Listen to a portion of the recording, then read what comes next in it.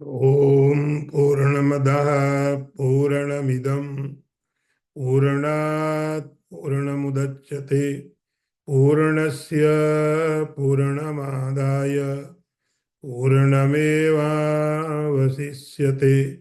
ओम शांति शांति शांति। शंकरं शंकराचार्यं केशवं वादरायणं सूत्रभाष्यकृतौ वन्दे भगवन्तौ पुनः पुनः। ईश्वरो गुरुरात्मेति मूर्तिभेदविभागिने व्योमवद्व्याप्तदेहाय दक्षिणामूर्तये नमः। ओम शांति शांति शांति।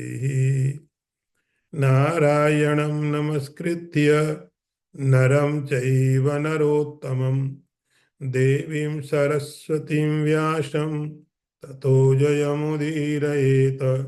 ओम शांति शांति शांति। असक्त बुद्धि सर्वत्र जितात्मा विगत स्पृहा नैष्कर्म्य सिद्धिं परमां संन्यासेन अधिगच्छति। भगवान कहते हैं अर्जुन, जो सर्वत्र सभी जगह आसक्त बुद्धि वाला नहीं है, जितात्मा है, जिसकी स्पृहा निकल गई है, ऐसा व्यक्ति संन्यास के द्वारा नैष्कर्म सिद्धि को प्राप्त करता है। बहुत ही महत्वपूर्ण टॉपिक भगवान श्री कृष्ण ले रहे हैं। और वो दो ही टॉपिक हैं, एक कर्म योग, दूसरा ज्ञान योग। कि जब हमारा कर्म योग बन जाए, कर्म करते करते और व्यक्ति साधना भी कर जाए, साधना के लिए अलग से कोई एफर्ट नहीं है, अलग से कोई कर्म नहीं कर रहा है, हर एक कर्म उसका साधना बन जाता है। ऐसी टेक्निक, ऐसी कला भगवान यहाँ बता रहे हैं अर्जुन को। और कोई भी कर्म किसी भी वर्ण में, किसी भी आश्रम में, किसी भी देश में, किसी भी एज ग्रुप में, हर एक व्यक्ति का कोई भी कर्म एक साधना बन जाता है। ऐसी एक कला भगवान ने अर्जुन को यहाँ बताई। अपने कर्म को श्रेष्ठ मान करके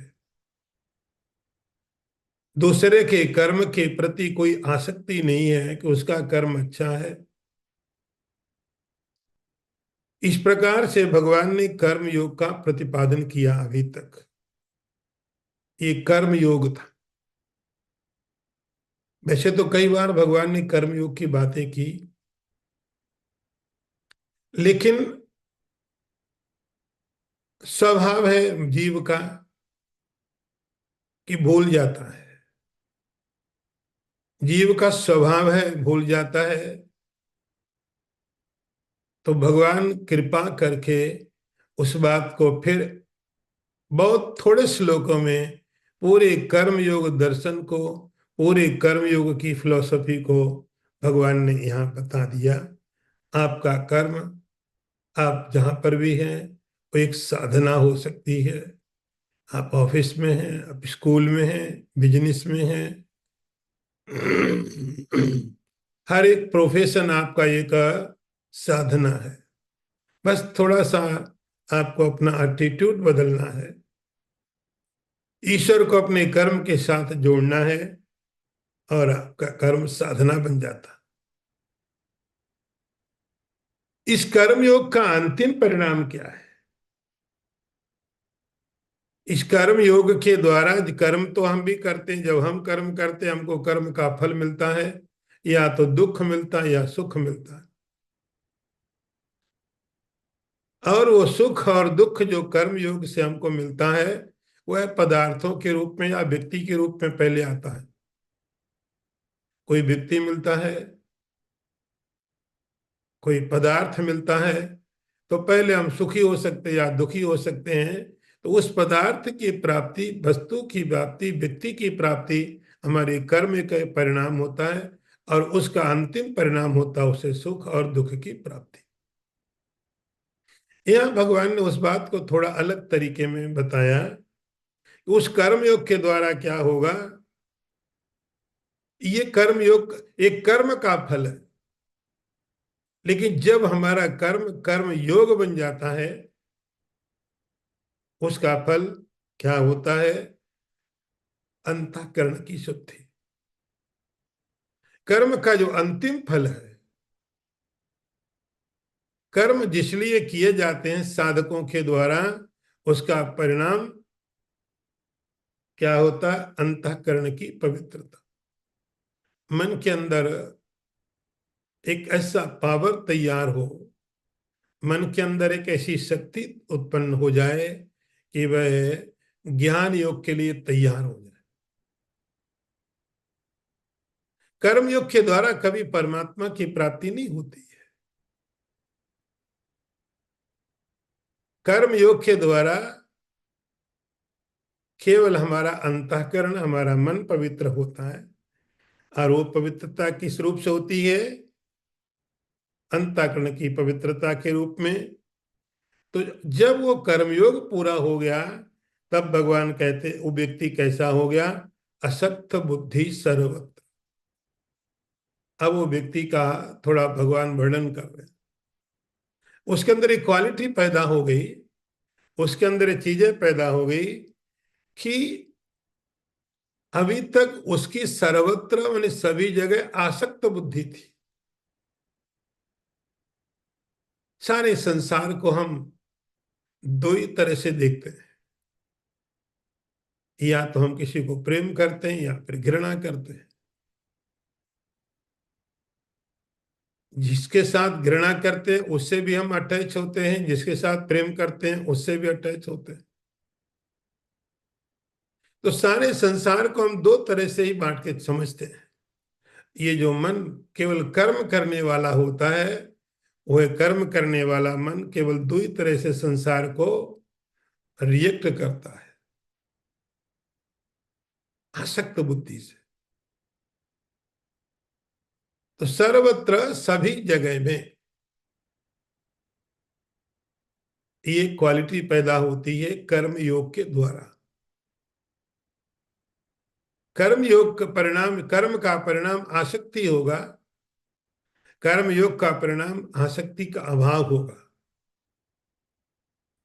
और कोई सर्वत्र मतलब सभी जगह, जिनको हम बहुत मूल्यवान समझते हैं या जिनको कुछ भी नहीं समझते हैं, सब जगह में, सब जगह में दो ही चीज, एक चीज पैदा होती है, और वो है आसक्ति का ना होना। एक कर्म योग का परिणाम है। कर्म कर रहे हैं, कर्म योग के रूप में आसक्ति कहीं पर भी नहीं है। जितात्मा, आत्मा का मतलब यहां पर मन है, माइंड है, जिसने अपने मन को जीत लिया है। ये मन जीता हुआ होता है तो साधना के लिए सबसे ज्यादा उपयुक्त होता है। और जब मन हमको जीत लेता है, इस साधना में सबसे बड़ा पतन का कारण होता है जितात्मा। और एक क्वालिटी और भगवान ने दी, विगत स्पृहा। स्पृहा का मतलब होता है कि जय लालच, लालच।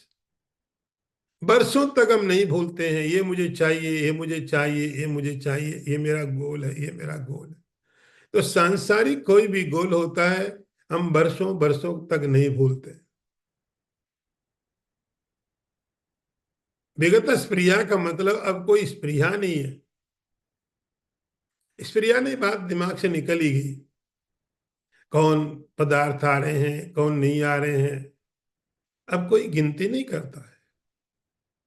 अब माइंड इसमें कौन पदार्थ आया कौन गया, अब माइंड इनको गिनता नहीं है। स्प्रिया, विगत, विगत मतलब भूल गए, याद ही नहीं आ रहा। तो ये कुछ क्वालिटी भगवान ने बताई, एक किसका परिणाम है? कर्म योग का।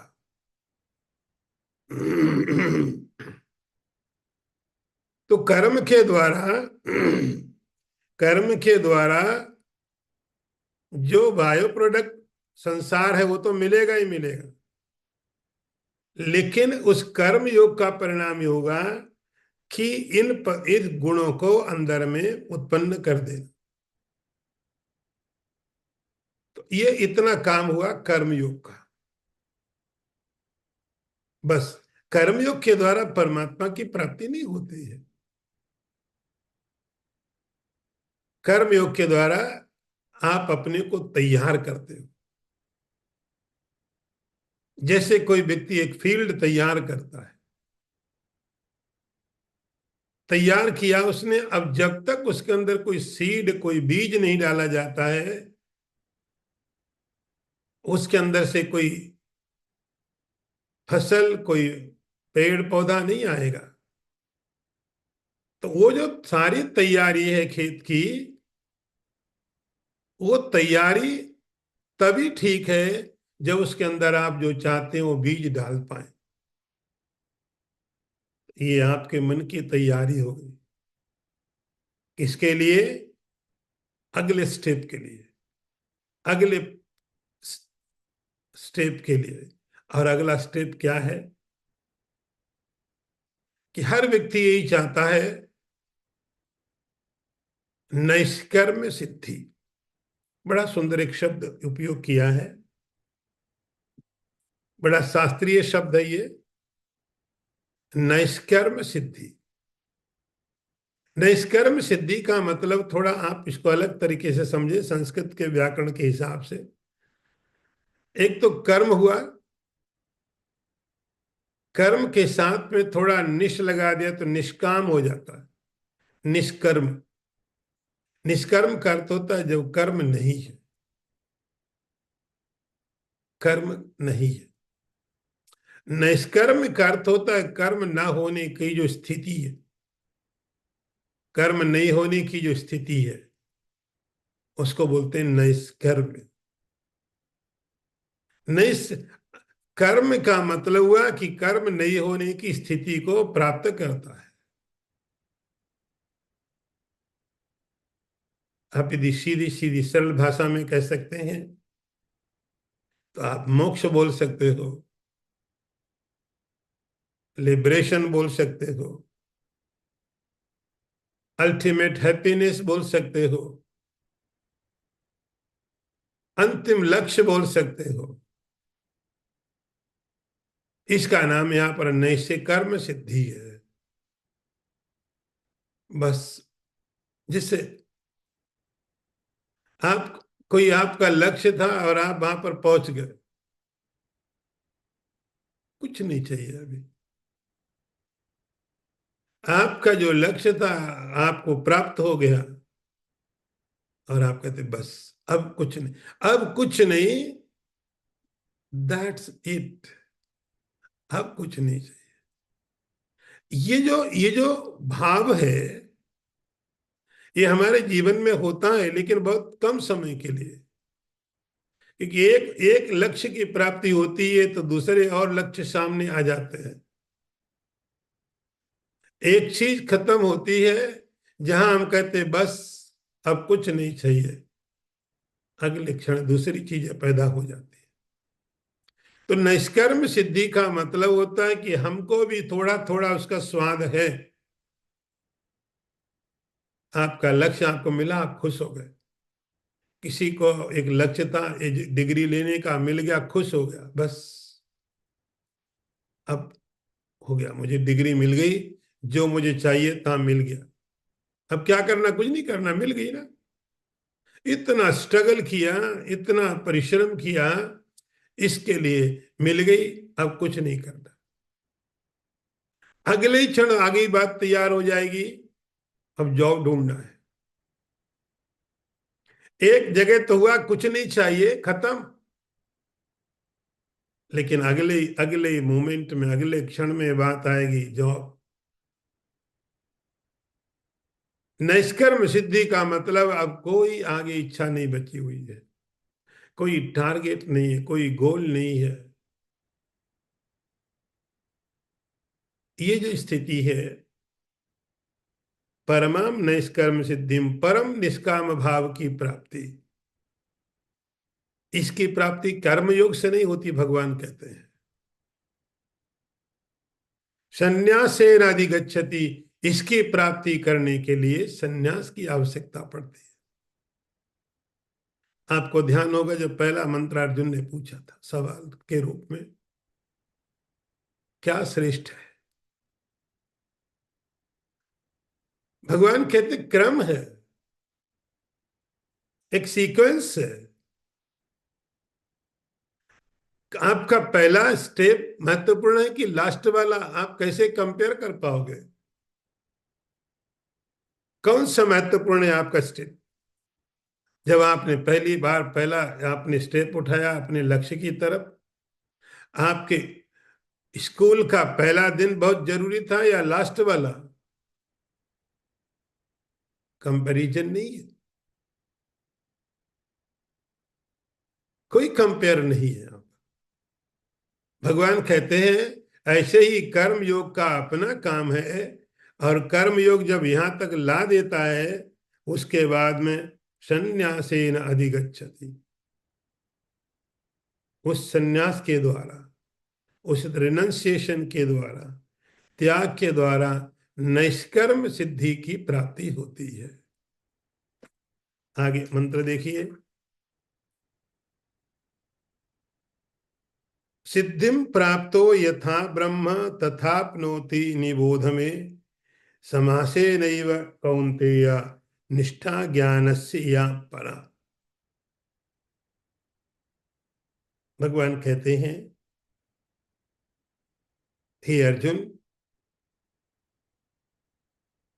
उस सिद्धि को प्राप्त व्यक्ति जिस प्रकार से ब्रह्म को प्राप्त करता है, वह तुम मुझसे समास में संक्षेप में सुनो, जो कि ज्ञान की परानिष्ठा है। सिद्धि प्राप्त हो यथा ब्रह्म, सिद्धि का अर्थ आपको बताया भगवान ने। हाँ, सिद्धि का मतलब है कि कर्म का अंतिम परिणाम। सिद्धि जब कहा जाए तो आप सिद्धि का मतलब वो चमत्कार मत समझ लेना। सिद्धि का मतलब आप वो मत समझ लेना कि कोई पानी में चलने लग गया, कोई आकाश में उड़ने लग गया, किसी ने भभूति निकाल के दे दी, किसी ने कुछ निकाल के दे दिया। ये सब तिकड़मबाजी की बात भगवान नहीं कर रहे। ये सिद्धि नहीं है, ठीक है। भगवान जिस सिद्धि की बात करते हैं कि कर्म योग के द्वारा आप कहां तक जा सकते हैं, अंतिम लक्ष्य कर्म ये का क्या है, कर्म का अंतिम लक्ष्य क्या है।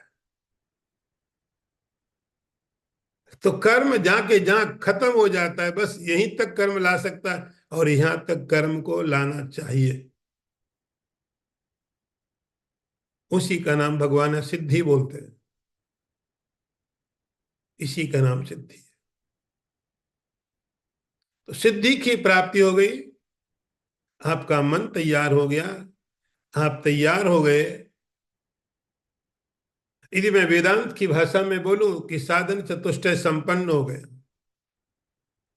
यही कर्म का, कर्म योग का फल है कि हमको तैयार कर दे। तो भगवान कहते हैं ये क्वालिटी है, ये प्रिपरेशन है, सिद्धिम प्राप्त हो, सिद्धि प्राप्त कर ली, यह कर्मयोग का अंतिम परिणाम है। उसके बाद यथा ब्रह्म आपनोति।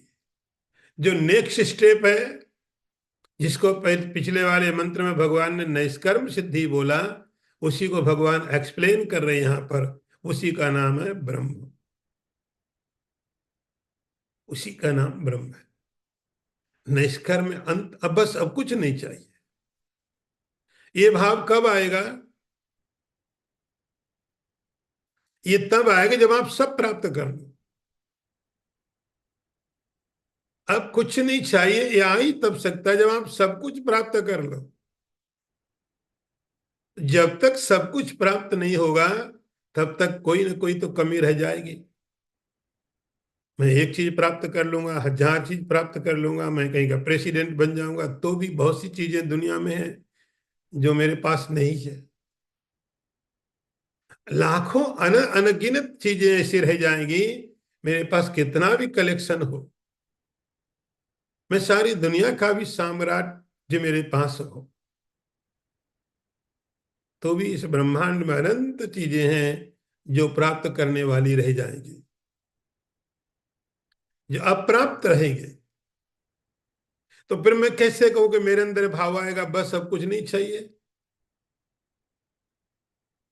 ये मेरे अंदर मुझे कुछ नहीं चाहिए, ऐसा भाव झूठ है, छलावा है, धोखा है, अपनी कमजोरी को छिपाने का तरीका है। ये बात आ नहीं सकती है कि मुझे अब कुछ नहीं चाहिए। मौका मिले फिर देखो, मुझे चाहिए। ये भाव कब आ सकता है? कि जब आपको सब प्राप्त हो जाए। पूर्णमदः पूर्णमिदं पूर्णात् पूर्णम इदम उच्यते। तो जब सब प्राप्त हो जाए, या फिर किसी को प्राप्त करने की इच्छा न रह जाए, ये सिद्धि है। सिद्धिम प्राप्तो यथा ब्रह्म। तो जब मन पूरी तरह से तैयार हो गया, मन पूरी तरह से तैयार हो गया, तब किसकी प्राप्ति होती है? उसी का नाम भगवान कहते हैं ब्रह्म। ब्रह्म। और इसकी प्राप्ति किससे होती? कुछ करने से नहीं होती है। करने के बाद जो नहीं करना है, एक ऐसी स्टेट, एक ऐसी स्थिति कि करने के बाद जो नहीं करने का आनंद है, बस उसी का नाम निष्कर्म सिद्धि है। आपका लक्ष्य आपको मिल गया, करना खत्म हो गया, ये निष्कर्म सिद्धि है। भगवान कहते ब्रह्म आपनोति। वह व्यक्ति ब्रह्म को प्राप्त करता है। तो पहला जो उसकी तैयारियां हैं, उस तैयारियों में कर्म को कर्मयोग बनाया। कर्मयोग के द्वारा द्वारा आपका मन तैयार हुआ, अंतःकरण की शुद्धि यदि मैं कहूं उसको, और उसका परिणाम हुआ निष्कर्म की प्राप्ति। निष्कर्म का एक्सप्लेनेशन भगवान करते ब्रह्म। ब्रह्म। आप वेदांत के स्टूडेंट, आपको पता है कि जब ब्रह्म बोला जाए तो मीनिंग क्या है? ब्रह्म की प्राप्ति। तो ब्रह्म की प्राप्ति कोई ऑब्जेक्टिव नहीं है। ब्रह्म की प्राप्ति ये नहीं कि मैंने ब्रह्म भी प्राप्त कर लिया, मैंने घर प्राप्त कर लिया, मैंने जॉब प्राप्त कर लिया, मैंने गाड़ी ले ली, मैंने ये ले लिया। ऐसा नहीं कि मैंने ब्रह्म को ले लिया।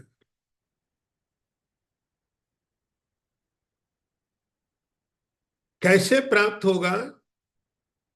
भगवान कहते हैं ये बात मैं तुम्हें संक्षेप में बताऊंगा। पहले बता चुके हैं कई बार, इसलिए समाज से नहीं, ब्रीफली मैं तुम्हें संक्षेप में बता रहा हूं। और जो मैं बताने जा रहा हूं मैं क्या है? ज्ञान से परा निष्ठा। तो जैसे अब दो स्थिति आपको बताई जा रही थी, कर्म योग और दूसरा ज्ञान योग।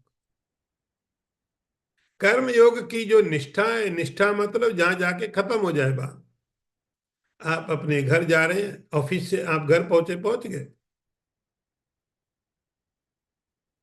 इतना ही लक्ष्य था, घर पहुंचने तक या ऑफिस पहुंचने तक आप पहुंच गए, बात खत्म हो गई।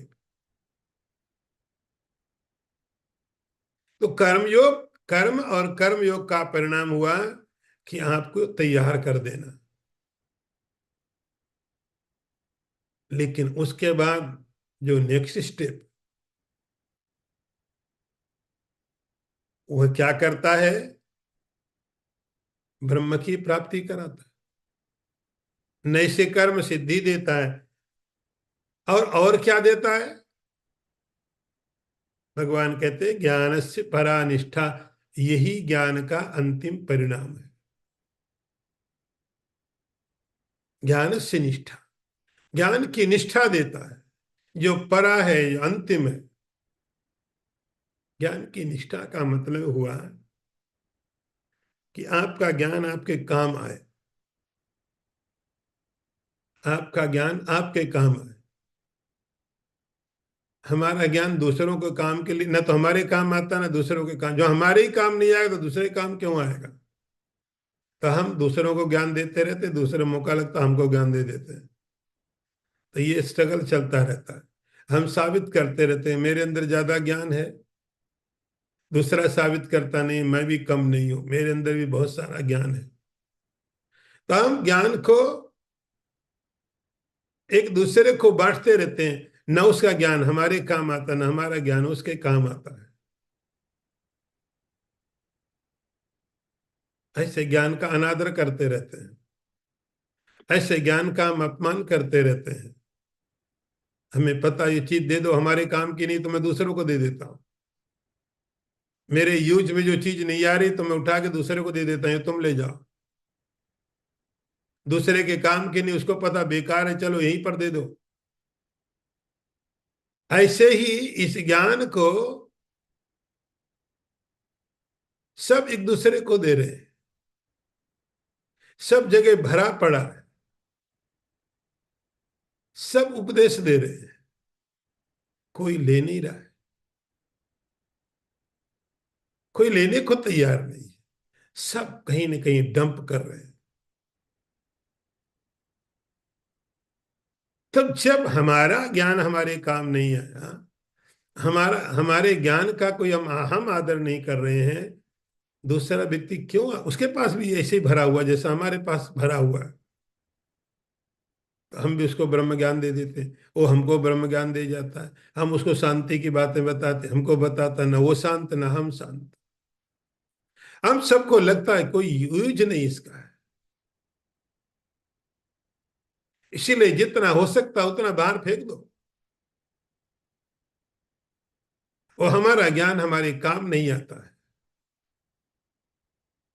ज्ञान से निष्ठा का मतलब है आपका ज्ञान आपके काम आ जाए। आपको जब उस ज्ञान की जरूरत पड़े, आपको जब उस ज्ञान की आवश्यकता पड़े तो आपके काम आए। हमारा ज्ञान अंदर में पड़ा हुआ कोई कचरा नहीं, एक बहुमूल्य रत्न है, जिससे आपका पैसा आपके काम आ जाए। आपके पास रखा है, जब आपको जरूरत पड़ी आपने तुरंत खर्चा कर लिया, जो उसका यूज था आपने कर लिया। किसी भी कारण से यदि आप यूज नहीं कर पाते हैं तो आपका नहीं है वो। आप यूज नहीं कर पाते तो कोई दूसरा यूज कर ले। ज्ञान आपके अंदर भरा हुआ है, तो आप यदि यूज नहीं कर पाते, उसको उपयोग में नहीं ला पाते हैं, वो ज्ञान काम का नहीं होता है। तो आपका ज्ञान आपके काम आना चाहिए। जब आपको जरूरत उस ज्ञान की है तब आपको काम आए। ये ज्ञान से परानिष्ठा। कौन? ये जो ब्रह्म है, निष्कर्म सिद्धि है, ये ज्ञान का अंतिम परिणाम है। ये ज्ञान का अंतिम परिणाम है, भगवान कहते हैं। जैसे कर्मयोग का अंतिम परिणाम है अंतःकरण की पवित्रता, ऐसे ही इस सन्यास की या ज्ञान योग की इसकी अंतिम स्थिति क्या है? ब्रह्म भाव की प्राप्ति। बस यहीं तक ज्ञान जाता है। ज्ञान से निष्ठा या परा, ये ज्ञान की परा निष्ठा है। आगे मंत्र देखिए। बुद्धया विशुद्धया युक्तो धृत्यात्मानं नियम्य च शब्दादीन विषयान् त्यक्त्वा राग द्वेषौ विदस्य च।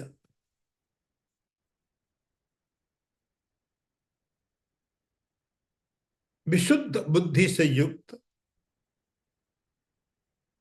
अपने आप को धृति के द्वारा संयमित करके, शब्दादि विषयों का परित्याग करके, राग और द्वेष का परित्याग करके, ये थोड़े और आगे तक जाएगा, लेकिन हम एक एक मंत्र देखेंगे। उसके बाद फिर क्या होता है? ज्ञान की यह निष्ठा है, ज्ञान की पराकाष्ठा है, नैष्कर्म सिद्धि, आप कह सकते हैं ब्रह्म की प्राप्ति, आप कह सकते हैं सेल्फ रियलाइजेशन, आप कह सकते हो absolute happiness, state of happiness, ये कुछ भी आप सब नाम दे सकते हो। इसके लिए इस प्रोसेस में अब वो व्यक्ति के अंदर जो बुद्धि है वो विशुद्ध हो गई। कर्म योग का यह परिणाम है कि बुद्धि को विशुद्ध कर दे। विशुद्ध का मतलब है बुद्धि ठीक नहीं थी पहले, और बुद्धि का ठीक नहीं होने का मतलब है कि जो चीज जैसी थी बुद्धि वैसा नहीं समझ रही थी। बुद्धि का बुद्धि का सही नहीं होने का अर्थ एक ही होता है कि जो काम बुद्धि का वो ठीक नहीं कर पा रही, यही बुद्धि का ठीक नहीं होना होता। बुद्धि इंटेलेक्ट, तो जिसका जो काम है वो काम न करे, जिसलिए उसको बनाया गया उसका वो काम नहीं करे, वही उसकी खराबी है। जैसे हमारी कार है, कार के खराबी क्या है कि कार नहीं चल रही है, यही उसकी खराबी है। कार चलने लगी तो कार ठीक है। पंखे की खराबी क्या है? पंखा हवा नहीं चल नहीं रहा है। बल्ब की क्या खराबी? बल्ब फ्यूज हो गया, मतलब कहाँ नहीं जल रहा है। तो जिस पर्पस से, जिस उद्देश्य से किसी चीज का निर्माण किया गया है और वो न करे, यही उसकी खराबी है। बुद्धि का काम है सही डिसीजन लेना। बुद्धि का काम है निसंदिग्ध, बिना किसी संदेह के पदार्थों के बारे में जाने, ये बुद्धि का काम है। किसी भी कारण से यदि बुद्धि अपना काम नहीं कर पाती है तो हम कहते बुद्धि ठीक नहीं है। कहते तुम्हारी बुद्धि ठीक नहीं है। ठीक नहीं मतलब जैसा निर्णय लेना चाहिए, जो पदार्थ जैसे उनको वैसा करना चाहिए, वैसा समझना चाहिए। यदि बुद्धि वैसा नहीं समझती है तो हम कहते हैं तुम्हारी बुद्धि ठीक नहीं है। अपनी बुद्धि ठीक करो, मीन्स व्हाट? अपनी बुद्धि ठीक करो मतलब हुआ कि जो चीज जैसी है उसको वैसा समझ लो, बस यही बुद्धि का ठीक होना होता है। तो जब तक ये बुद्धि संसार के पदार्थों को समझती है, जो जैसे पदार्थ है, हम कहते बुद्धि ठीक है, अच्छी बुद्धि है, बहुत इंटेलेक्ट है, इंटेलिजेंस पर्सन, बहुत समझदार है। समझदार तो लोग जो चीज जैसी तुरंत समझ जाता है। विशुद्ध या का मतलब हुआ, अब ये अध्यात्म में भी उसी तरह से समझ सकता कि जो पदार्थ जैसे हैं उनको वैसे ही समझ ले। इसके लिए भगवान विशुद्ध बुद्धि की बात करते हैं। विशुद्ध बुद्धि, संसार के पदार्थों का निर्णय कर लेना ये भी बुद्धि का काम है, लेकिन इसके लिए एक बहुत ज्यादा जटिलता नहीं है। लेकिन अध्यात्म के पदार्थों को, आत्मा को, अनात्मा को जो ठीक से समझ ले, उसके लिए क्या चाहिए होता है? विशुद्ध बुद्धि। और विशुद्ध बुद्धि होने के लिए कर्म योग का पहले होना जरूरी था। उस कर्म योग के द्वारा बुद्धि के अंदर वो क्षमता पैदा होती है कि वह अध्यात्म के पदार्थों को भी ठीक से समझ पाती है। एक क्वालिटी आत्मानम धृत्या, नियम में। और दूसरी बात, अपने आप को, उस बुद्धि को या मन को धृति के द्वारा, आपने अभी धृति के बारे में पहले पढ़ा था, धृति, विल पावर, डेडिकेशन, कोई भी कमिटमेंट मुझे करना है। तो मैंने एक जो लक्ष्य लिया, जो टारगेट लिया है, जो मेरा उद्देश्य है, ये करना है। तो बहुत बार ऐसा होगा कि जब मैं करने जाऊंगा तो बहुत तरह से विघ्न आएंगे, बहुत तरह के विघ्न आएंगे, शरीर के स्तर में, बाहर पदार्थों के, फैमिली में, फ्रेंड्स में, बहुत तरह से आएंगे। तो बहुत बार ऐसा होगा कि आप अपने रास्ते से हट सकते हैं। उस समय में आपको धृति की जरूरत पड़ेगी। एक कठोर जो निर्णय लिया है, ये मुझे करना है, वो आपको बार बार बार बार तद्धृत्यात्मानम नियम विचार, अपने आप को नियम में फिर नियमित करके, फिर कंट्रोल करके, ये मुझे करना ही है। शब्दादीन विषयांश त्यक्त्वा, और जो रूप रस गंध शब्द स्पर्श है, इन पदार्थों का परित्याग करके। परित्याग का मतलब एक्सेस नहीं चाहिए। तो जब शास्त्र बोलता है पदार्थों का इनका परित्याग करो, इसका मतलब ऐसा नहीं खाना पीना बंद कर दो, आंखों से देखना बंद कर दो। शब्दादीन विषयान, शब्द, रूप रस गंध स्पर्श, इनका परित्याग। परित्याग कैसे कर देंगे? क्या तरीका है परित्याग करने का? परित्याग का मतलब एक्सेस, जो आपको नहीं चाहिए। परित्याग का मतलब बहुत सीरियस मत ले लो। जितनी उनकी वैल्यू है उतने उनको रखो, ठीक है, जितनी उनकी वैल्यू है। ऐसा ना हो कि मैं इनके बिना नहीं रह सकता हूं।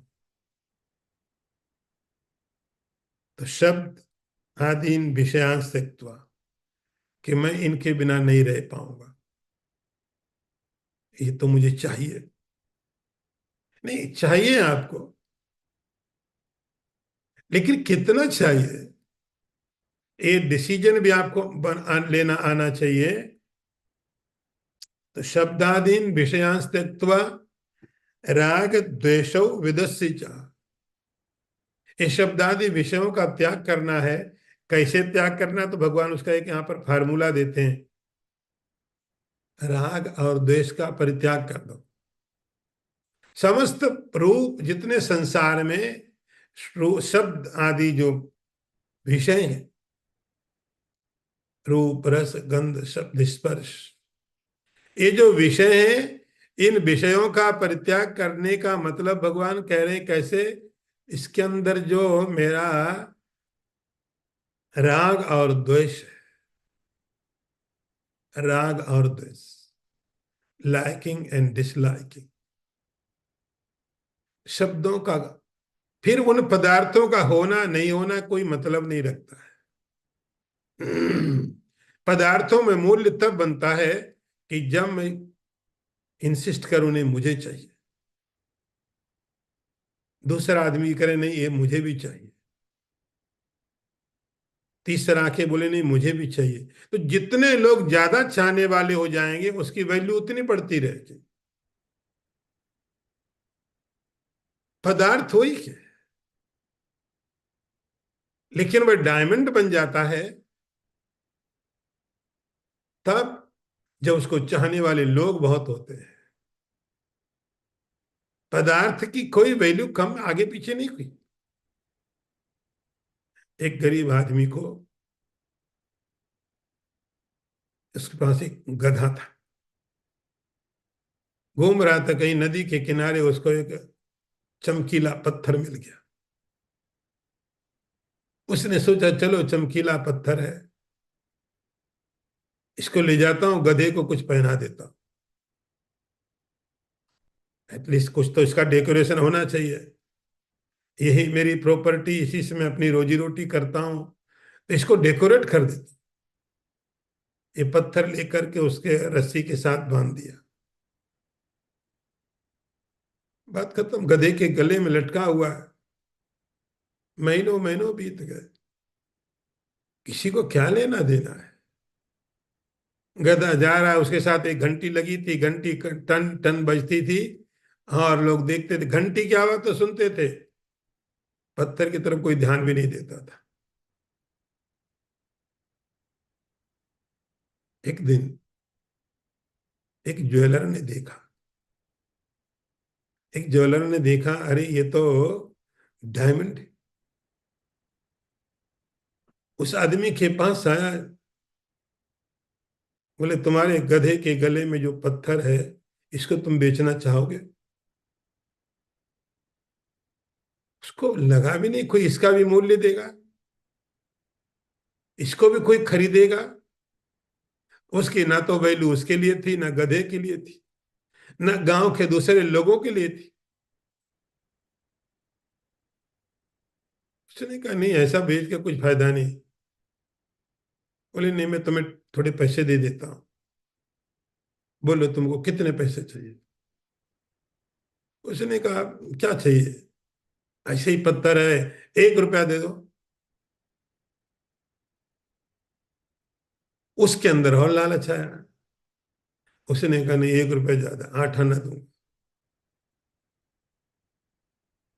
उसने कहा "रे, जाने दो ना, 8 आने में क्या बेचना, गधे के गले में बड़ा अच्छा लग रहा है, टन टन घंटी बजती है, चमकीला पत्थर चमकता है, रहने दो, गधे के गधे में पड़ा, नहीं बेचना, छोड़ दो। तो जब वो ज्वेलर बार्गेनिंग कर रहा था, उसे लगा जाऊंगा तो 1 रुपया ले लेगा, इसके लिए बहुत बड़ी बात 1 रुपया। थोड़ा आगे गया कि बुलाएगा और 8 आने में ही दे देगा। इतने में एक दूसरा ज्वेलर आ गया। ये थोड़ा दूर गया होगा, दूसरा आ गया, उसने कहा इसको बेचते हो? उसने कहा कि तुम कितना दोगे? उसने कहा 10,000 रुपया दो। 10,000। तुरंत उसने बेच दिया, कोई बार्गेनिंग नहीं। तो जब सौदा हो गया, ये लेके निकला, पहला वाला ही वापस आया। पहले वाला ने देखा तो बिक चुका है। उसने कहा रे मूर्ख, तूने इसको बेच दिया 10,000 में, ये तो 10 लाख का था। वो बड़ी जोर से हंसा। उसने कहा हंस क्यों रहे हो? बोले इसलिए कि तुम 8 आना मुझे नहीं दे सके। मैंने 1 रुपया बोला, तुम 8 आना बोल रहे थे, तुम 8 आना में उसको छोड़ के चले गए, जबकि तुमको इसकी कीमत मालूम थी।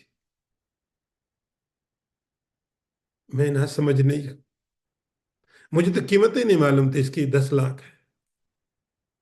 मेरे लिए तो 10 लाख भी आमदनी है, प्रॉफिट है, 10,000 भी ज्यादा है, लेकिन तुम 8 आना भी नहीं दे पाए। उसके चक्कर में तुमने 10 लाख का नुकसान कर लिया।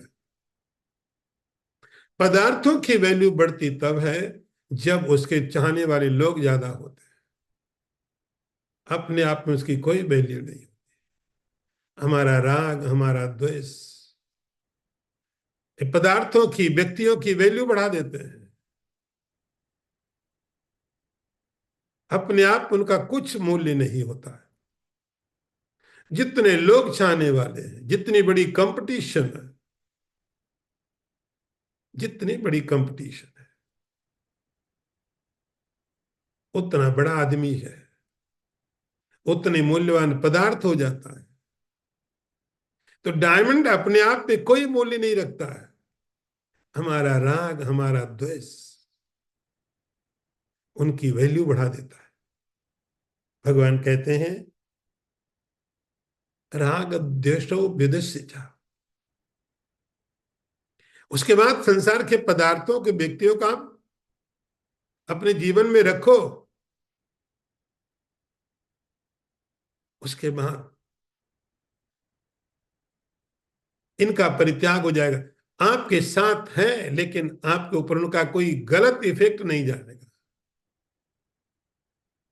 आगे का मंत्र देखिए,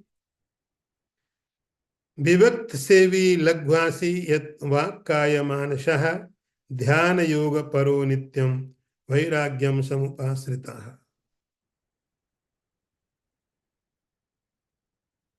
विविक्त सेवी, एकांत में, थोड़ा थोड़ा एकांत में रहने की आदत।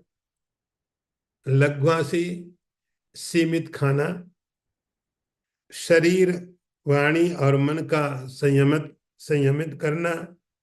ध्यान योग के परायण होना और नित्य ही वैराग्य की उपासना करना।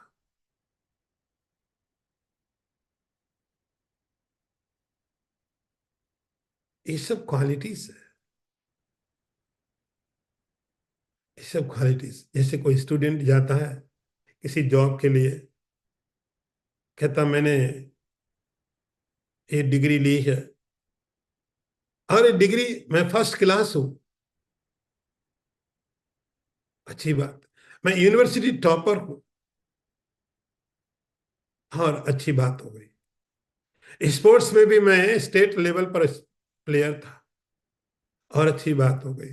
मुझे म्यूजिक भी आता है, मुझे ये भी आता है, मुझे वो भी आता है, और ज्यादा क्वालिफाई होते गए, और ज्यादा क्वालिफिकेशन बढ़ते गए।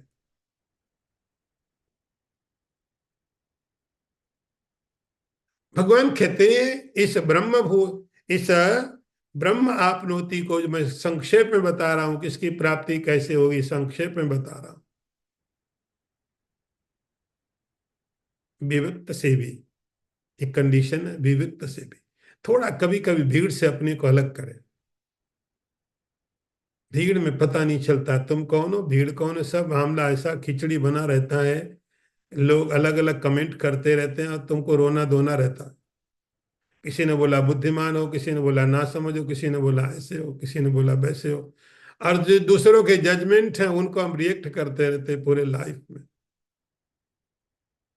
कभी हम बड़े खुश बैठे क्योंकि किसी ने ऐसा कमेंट पास कर दिया। विविक्त सेवी का अर्थ हुआ किसी के कमेंट की जरूरत नहीं है, किसी के साथ कंपटीशन नहीं है। मैं नहीं देखता हूं कि पास वाले की गाड़ी इतनी अच्छी है, हमसे ज्यादा महंगी या सस्ती है। मैं पड़ोसी को नहीं देख रहा हूं, मैं केवल अपने को देख रहा हूं। विभक्त सेवी का मतलब हुआ कि थोड़ा थोड़ा कभी आप अपने साथ जुड़ जाइए। हमेशा दूसरों के साथ में जुड़े रहते हैं, उनको लेकर के या तो हम अपने को कंपेयर करते हैं या उनके जजमेंट सुनते हैं। यही भीड़। विभक्त से भी का अर्थ हुआ कि कभी बिना भीड़ के भी अपने को रख के देखो। No comment. किसी का कोई जजमेंट नहीं चाहिए, किसी का कोई कंपैरिजन नहीं चाहिए। इसको भगवान विभक्त से भी बोलते हैं। कभी कभी थोड़ा टाइम भी निकाला। लघ्वासी, लघ्वासी का मतलब भोजन करो लेकिन उतना करो जितना आवश्यकता है। भोजन करने के लिए उतना लघुवासी, भोजन करना, खाना खाना, उसके बिना लाइफ चलेगा नहीं, जीवन चलेगा नहीं। बहुत प्रैक्टिकल चीज है। बोला जाए भोजन नहीं करो, आप गीता क्लास बंद कर दोगे। एक ऐसी गीता है, एक ऐसा गीता का क्लास है जो प्रैक्टिकल चीजों से अलग बात करती है, कहती है कि भोजन नहीं करो। हमको नहीं पढ़ना है। लग्वासी का अर्थ हुआ भगवान इंस्ट्रक्शंस दे रहे हैं, आप भोजन करिए, उतना करिए जितना आपके शरीर को चाहिए, जितना चाहिए। इसमें दोनों चीजें, ना बहुत ज्यादा ना बहुत कम, बीच में, लघ्वासी। और ये केवल भोजन तक सीमित नहीं है, संसार के हर पदार्थ के लिए उतना ही है। आपकी जो रिक्वायरमेंट है, आप उपयोग करिए। ये संसार आपके लिए है, पूरा यूनिवर्स आपके लिए है, यहाँ की एयर आपके लिए है, धरती आपके लिए है, पानी, सनलाइट, सब कुछ। कितना चाहिए, लेकिन आप उतना यूज करो ना। सब आपके लिए नहीं है, आपके लिए है, लेकिन ध्यान रहे आप अकेले के लिए सब नहीं है। तो जो व्यक्ति ये सोच के चलता सब मेरे अकेले के लिए, तो मैं ये भी इकट्ठा करूं, ये भी इकट्ठा करूं, वो व्यक्ति अशांत होगा। सब नहीं आपके लिए है। इसको भगवान नाम देते लघ्वासी। आपकी रिक्वायरमेंट कितनी है, आपकी जो रिक्वायरमेंट है उसके हिसाब से आप उपयोग करिए संसार का। उतने शब्द, उतना रूप, उतना स्पर्श, आपकी जो रिक्वायरमेंट, इसके लिए यत वाक काय मानस, तीन चीजें हैं जिसको बोलते हैं शरीर, वाणी और मन। तीन। शरीर आपका कंट्रोल में होना चाहिए, वाणी आपके नियंत्रण में होनी चाहिए, आप उसकी क्वालिटी चेक करो कि क्या बोलना क्या नहीं बोलना है। ऐसा नहीं कुछ भी निकल गया मुंह से, अरे निकल गया, कैसे मुंह से निकल गया, ऐसे कैसे निकल गया। आपका मुख, आपको एनर्जी डालनी पड़ती है, उसके पीछे थॉट प्रोसेस डालना पड़ता है। यत, यत का मतलब है कंट्रोल्ड, क्वालिटी कंट्रोल्ड। आपके शरीर, वाणी और मन, ये तीन लेवल पर, तीन स्तरों में आपका आपका कंट्रोल होना चाहिए। आप दूसरी जगह कहीं पर कुछ कंट्रोल कर पाते नहीं कर पाते, इससे बहुत बड़ा फर्क नहीं पड़ेगा। और वही लोग ज्यादा कोशिश करते हैं दूसरों को कंट्रोल करने के लिए, जिनका अपने ऊपर में कंट्रोल नहीं होता है, जिनकी अपनी वाणी कंट्रोल में नहीं है, अपना शरीर अपना मन नहीं है, वे लोग दूसरों को ऊपर कंट्रोल करने की कोशिश करते रहते हैं। भगवान कहते हैं आपको ये कंट्रोल करना है। ध्यान योग परो नित्यम, और जो ध्यान योग के परायण है, परायण का मतलब है कि जैसे आप दिन भर काम करते रहते हो, दिन भर इधर उधर घूमते रहते हो, रात को अपने घर आ गए, आप वेकेशन में जाते हो, कहीं भी जाते हो, होटल में गए, इधर ठहरे, अल्टीमेटली घर आ गए। कहीं भी गए आप घर आ गए, कहीं भी गए घर आ गए। तो सब जगह घूमना ठीक है, अच्छा लगता है, वेकेशन अच्छा लगता है, होटल में जाना अच्छा लगता है। कब तक? तो फिर घर आ गए तो अच्छा लगा। ऐसे ही सब कुछ करने के बाद ध्यान योग, अपने आप से जुड़ना अच्छा लगता है।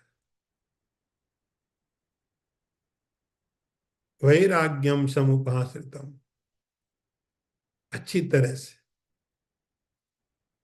इस वैराग्य का सेवन करना।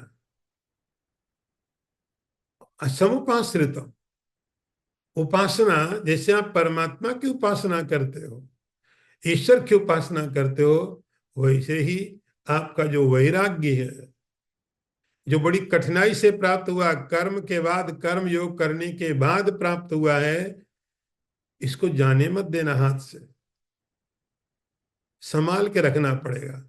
इसको बार बार रोज इसके साथ, इसके लिए जो जरूरत चीजें वो करते रहना पड़ेगा। उपासना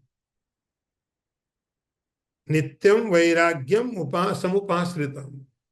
रोज रोज आप अपने घर में जैसे आते हो, घर का ध्यान रखते हो, घर का ध्यान रखते हो, ऐसे ही आपके अंदर जो क्वालिटीज पैदा हुई है, जो वैराग्य पैदा हुआ है, इसका आपको बार बार ध्यान रखते रहना पड़ता है, बार बार इसको संभालते रहना पड़ता है।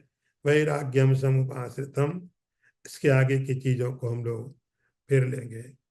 ओम पूर्णमदः पूर्णमिदं पूर्णात् पूर्णमुदच्यते पूर्णस्य पूर्णमादाय पूर्णमेवावशिष्यते। ओम शांति शांति शांति। शंकरं शंकराचार्यं केशवं वादरायणं सूत्रभाष्यकृतौ वन्दे भगवन्तौ पुनः पुनः।